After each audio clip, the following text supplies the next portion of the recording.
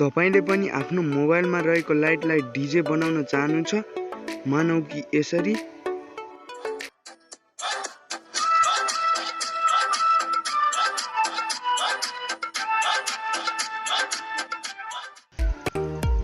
यदि चाहनुहुन्छ भने तपाईले यो भिडियोलाई स्किप नगरिकन अन्त्यसम्म हेर्नुहोला र भिडियो सुरु गर्नुभन्दा अगाडि मेरो च्यानलमा नयाँ हुनुहुन्छ भने सब्स्क्राइब गरी बेल आइकनमा रहेको घण्टालाई थिच्नुहोस् र भिडियो मन पर्यो भने लाइक एन्ड कमेन्ट र शेयर गर्नुहोस्, जसको लागि तपाईले एउटा एप इन्स्टल गर्नुपर्छ, जुन एप तपाईले आफ्नो प्ले स्टोरमा सिम्पली पाउन सक्नुहुन्छ।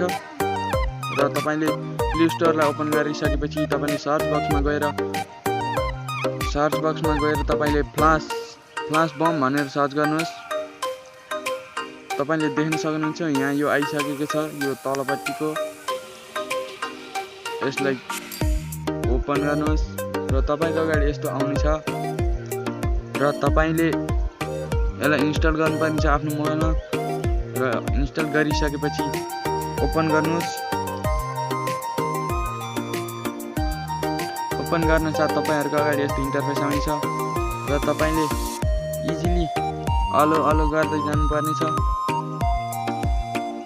अलो गर्नुहोस् र तपाईले सिम्पली केही पनि गर्नुपर्ने छैन, ट्याप द बटनमा क्लिक गर्नुहोस्।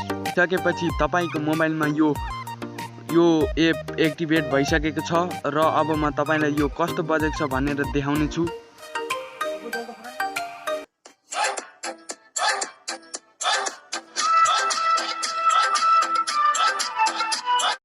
ल त साथीहरु, तपाईले आफ्नो मोबाइलमा रहेको लाइटलाई यसरी नै डीजे लाइट बनाउन सक्नुहुनेछ र भिडियो मन पर्यो भने लाइक गर्नुहोस् र मेरो च्यानलमा नयाँ हुनुहुन्छ भने सब्स्क्राइब गरी बेल आइकनमा रहेको घण्टालाई थिच्नुहोस्।